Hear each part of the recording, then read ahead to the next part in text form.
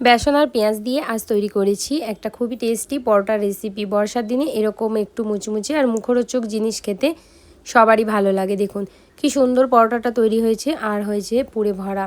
তো আপনারাও খুবই সহজে মাত্র 10 মিনিটে তৈরি করে ফেলতে পারবেন এই পরোটার রেসিপি। সবার প্রথমে দেখুন এখানে 1 বাটি মতো নিয়ে নিয়েছি গমের আটা, সাথে নিয়ে নিচ্ছি সামান্য পরিমাণ নুন দিয়ে ভালো করে মাখিয়ে নিয়ে জল দিয়ে নর্মাল ডো যেমন তৈরি হয় ঠিক তেমনই আমি নর্মাল ডো তৈরি করে নেব। খুব বেশি শক্ত করে আটাটা মাখার কোনো দরকার নেই, একদমই নর্মাল আটাটা মিডিয়াম মাখতে হবে। আটাটা মেখে আটাটা আমি সাইডে রেখে দিচ্ছি। অপর দিকে একটা প্যান নিয়ে একদম সামান্য পরিমাণে তেল দিয়ে দেবো। তেলটা যখন হালকা গরম হয়ে আসবে তখন দিয়ে দিতে হবে 1 চামচ মতো জিরে ফোড়ন। জিরেটা যখনই দেখবেন যে হালকা হালকা ভাজা হয়ে এসেছে তখন কিন্তু এর মধ্যে আমাদের দিয়ে ফেলতে হবে আদা আর কাঁচা লঙ্কা বাটা, এই দুটো দিচ্ছি। আপনারা চাইলে আদা বাটাও শুধুমাত্র দিতে পারেন বা আদা গ্রেট করেও দিতে পারেন। কোনো রকম কাঁচা লঙ্কা যদি পছন্দ না করেন তাহলে নাও দিতে পারেন।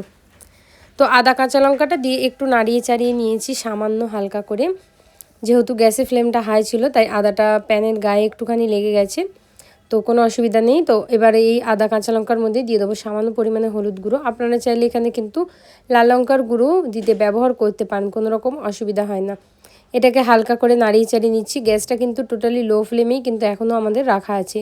এবার এর মধ্যে আমি দিয়ে দেবো হচ্ছে পেঁয়াজ। এখানে আমি 1 বাটি মতো পেঁয়াজ কেটে নিয়েছি, ছোটো বাটির। যেমন এই পেঁয়াজটা হলো 2টো মিডিয়াম সাইজের পেঁয়াজ, একদমই পাতলা পাতলা স্লাইস করে আমি কেটে নিয়েছি। এবার এটাকে এইভাবে আমি ভালো করে মেশাবো আর এটাকে কিন্তু আমি ভালো করে ভাজবো।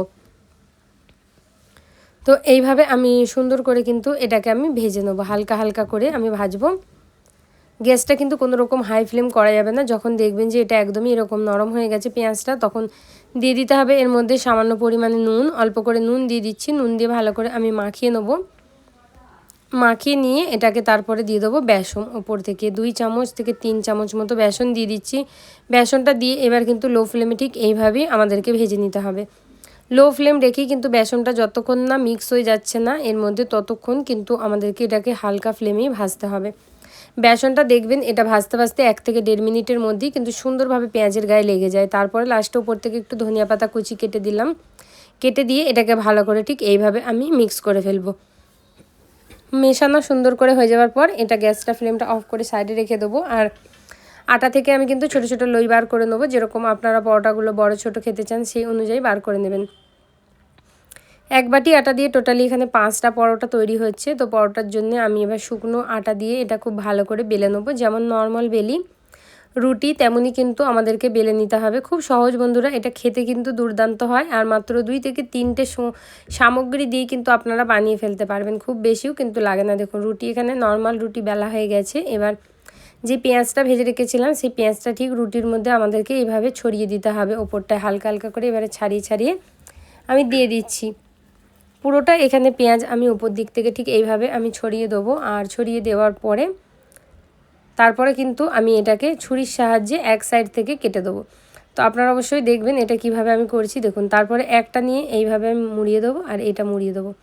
আর ঠিক লাস্টেরটাও এইভাবে মুড়িয়ে একটু চেপে চেপে দেবো যাতে খুব ভালোভাবে চেপে যায়। যেহেতু পেঁয়াজে পরোটাটা পুরোপুরি ভরা থাকে তো সেই জন্য এখানে বেলতে কিন্তু খুবই হালকা হাতে হবে। খুব আপনারা যদি জোরে বেলে দেন তাহলে পরোটাটা কিন্তু ফেটে যাবে। তাই একদমই হালকা হাতেই কিন্তু আপনারা এটাকে বেলে নেবেন। তো আপনারা যেরকম বড় করতে চান সেই অনুযায়ী কিন্তু অল্প অল্প দেখুন এখানে শুকনো আটা দিয়ে আমি বেলে নিয়েছি।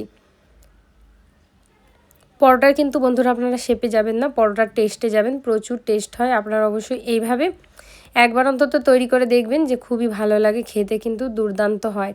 বাচ্চাদের কিন্তু টিফিনেও আপনারা এটা দিতে পারবেন, বা অফিসের লাঞ্চ বক্সে, বা সকালে ব্রেকফাস্টে, বা রাতের ডিনারে, যে কোনোর সাথে কিন্তু এটা চলে। খুবই এটা একটা টেস্টি পরোটা হয়। এবার আমি পরোটাটাকে খুব ভালো করে এদিক ওদিক করে পাল্টে নিয়ে তারপর সামান্য তেল দিয়ে ওপর থেকে হালকা করে ছড়িয়ে নেড়ে চেড়ে খুব ভালো করে আমি কিন্তু একটু মিডিয়াম ফ্লেম করে মুচমুচে করে ভেজে নেবো। আপনারা চাইলে তেলের এক্সচেঞ্জে ঘি বা বাটার যেটা আপনাদের পছন্দ হয় প্রেফার করেন সেটা আপনারা কিন্তু দিতে পারবেন।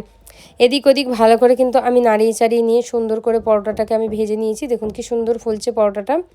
আমি আরেকটু হালকা করে কিন্তু এখানে তেল দিয়ে দিলাম। তেল দিয়ে ঠিক এইভাবে আমি ভেজে নিচ্ছি। বন্ধুরা যদি আপনাদের আমার আজকের ভিডিওটা ভালো লেগে থাকে তাহলে অবশ্যই একটা লাইক দিয়ে আমার চ্যানেলটা সাবস্ক্রাইব করে নেবেন।